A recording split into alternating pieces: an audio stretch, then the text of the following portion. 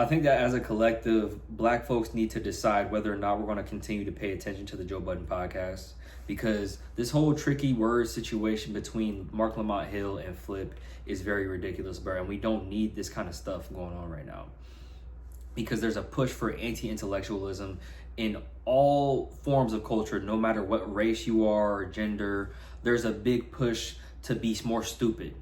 You know what I'm saying? And Flip having this like ego trip and trying to humble Mark Lamont and put him in his place and try to prove that he's not as smart as he is, even though he is smarter than Flip. And he's the smartest person in that room that he's in. You know what I'm saying? And it's really weird, bro. And it's very stupid. Now, I don't think that the Joe Budden podcast is all bad. I think that he has the platform and the ability to uplift artists and put artists on and help them to blow up, you know what I mean? Because like at the end of the day, he's kind of like 106 in Park in a way, I guess, you know what I'm saying? But like it's there's so much ignorance on his show, and I think that he could really benefit from a reworking of it, because right now there's way too many court jesters around, and if they want to have Mark on the show, then there doesn't need to be this many dumb niggas in one area. Honestly, Joe Budden is enough. If I had my way, I would have it be Joe, Mark, and Mona. You know what I'm saying? Because there's multiple spectrums of intelligence, and Joe being the lowest, Mona being in the middle, because she can go back and forth between Mark. I don't think that Mona is like dumb at all. I think she has some intelligence to her. You know what I'm saying? But she has a good way of going back and forth between dumb nigga conversations and intellectual nigga conversations, you know what I'm saying? And she knows when to and when to not engage with stupidity.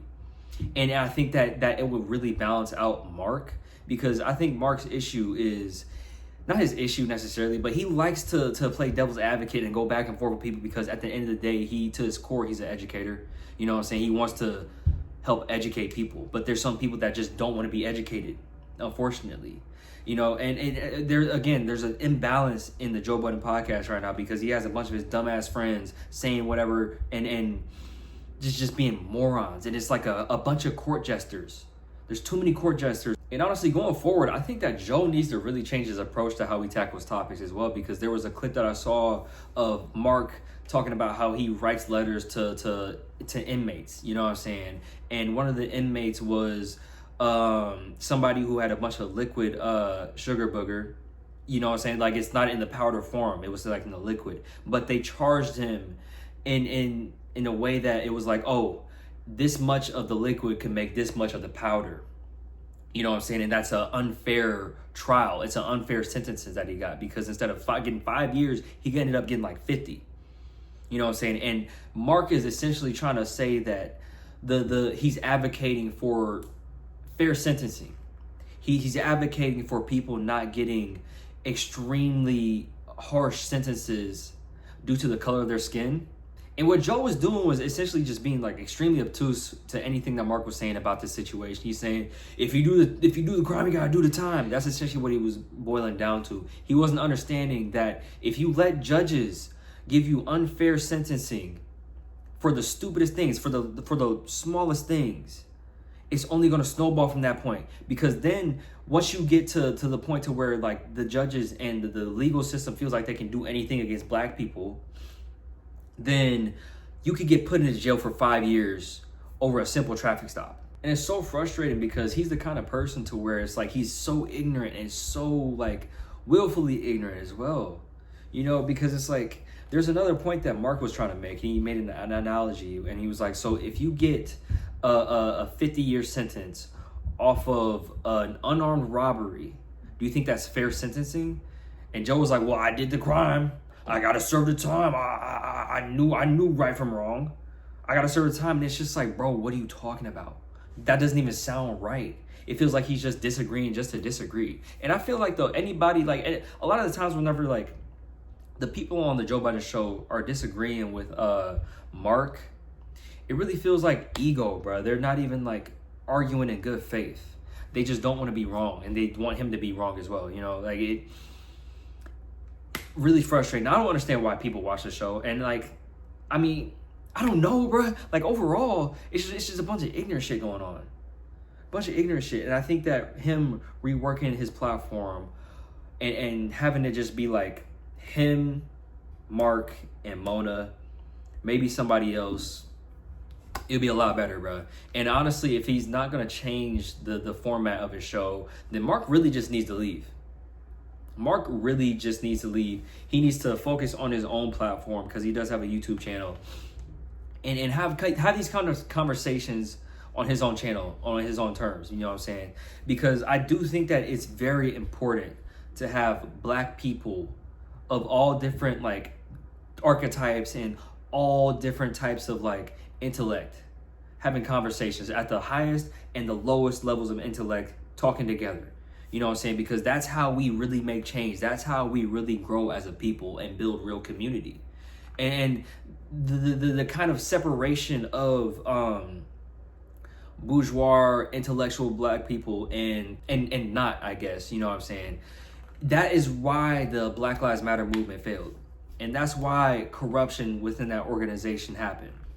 Because there was such a high focus on intellectualism in the black community that they completely forgot about the black folks that were living in the hood. The black folks that were not in the middle class, you know what I'm saying, being actually affected by police brutality on a daily basis. And like, it's frustrating because, I'm going on a tangent. It's frustrating because like, there was such a focus on like Black Lives Mattering that they forgot that the black lives that were actually being affected. There was like an infantilization of the people in the hood, no matter what they were doing, that they completely forgot about the people that were being affected. You know what I'm saying? Because there's more than police brutality that goes on in the hood. There's a lot of violence. There's a lot of crime, you know what I'm saying? Poverty. And the Black Lives Matter movement completely decenter the people who are going to be affected most by poverty, by crime, and by police brutality. And it goes a lot. I'm going on a rant. Let me relax. I got to get back on topic. But yeah, man, I think the Joe Budden podcast has a lot that it can offer to the culture. You know what I'm saying? Because he does have credibility built up over the years. And if he gives like cosigns to up and coming rappers and you know what I'm saying? Like, he could change people's lives. But at the same time, there's too much ignorance on his show. He's got to cut this shit out.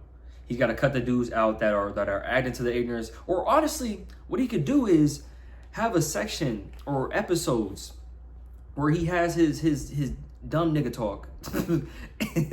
And then he has another section with Mark. You know what I'm saying? Where they talk about the things that they want to talk about and have the back and forth that they want to have. You know what I'm saying? But it's just like, putting Mark in these kind of spaces is only going to lead to more him crashing out more. And I do think that crashing out on idiots that are ignorant is needed. But honestly, for Mark's health and sanity, I don't want that for him, because over time it's just going to get worse, bro. He's going to get more angry having to deal with like stupidity and ignorance over and over and over and over again. You know what I'm saying? And it's going to make him look bad. Even if the crash out is valid, I think it'll make him look bad and have people look at him a certain way. You know what I'm saying? Because the way that social media works is like, he'll get clipped out of context and people will be like, oh, why is Mark being so mean? Woo-de-woo, or some shit like that, you know? And I don't want that for Mark, because he has a lot to offer and he has a very intelligent way of thinking, and he just has a really good way of words. You know what I'm saying? But if you made it to the end of the video, I appreciate you for the view. Be sure to give me a like. If you like what I'm talking about, subscribe. I got a bunch of other videos on my channel. I'm trying to be more consistent, and I'm trying to drop at least like once a week. As far as like a full video, I'll be dropping clips and like shorts like damn near every day. You know what I'm saying? So you always gonna see my pretty little face. You know what I'm saying? But yeah. Oh wait. Oh, to my subs, I love you, baby. Yeah.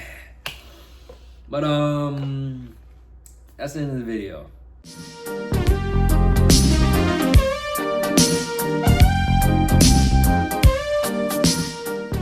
I'm sorry, other niggas had your bitch outside. It wasn't my bitch. Then shut the fuck up in 2024.